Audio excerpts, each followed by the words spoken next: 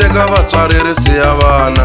Lexi vuveke xi borile, lexi hanyaka xi lovile.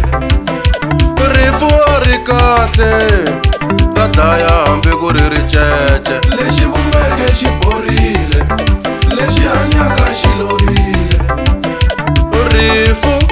Rifu himpela ri na tihanyi manano. Lexi vuveke xi borile, lexi hanyaka xi lovile.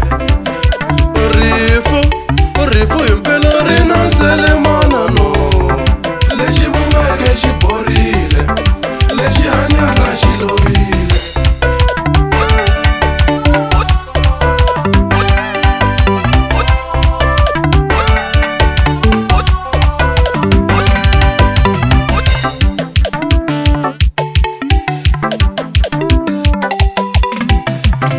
Kambe na mina siku rin'wana ni ta famba la misaveni.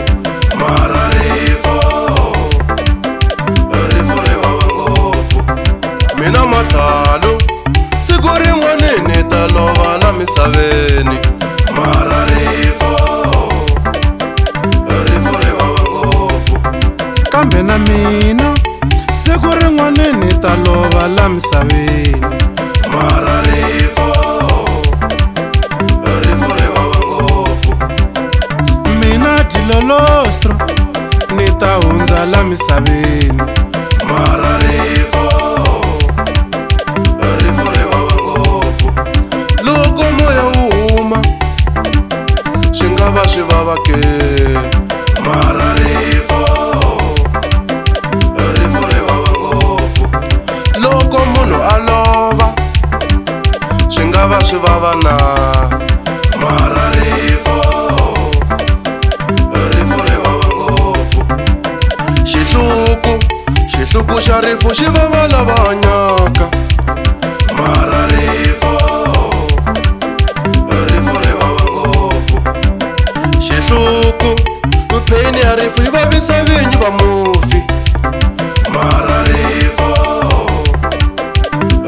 ri vava ngopfu. Ku vava ka rifu swi vavisa lava hanyaka ntsena. Yena mufi a nga twi ku vava ka rifu swi vavisa lava saleke ntsena.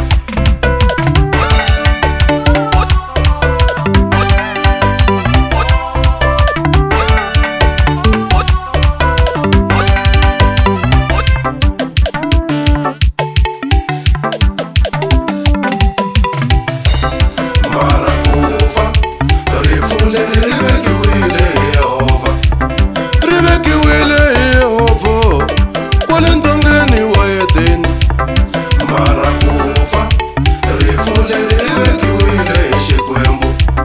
Xi vangiwile hi Adamu na Eva va nga dyohela Xikwembu. Mara kufa rifu leri ri vekiwile hi Yehova.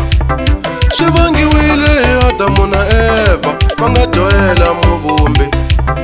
Mara kufa rifu leri ri vekiwile hi Xikwembu.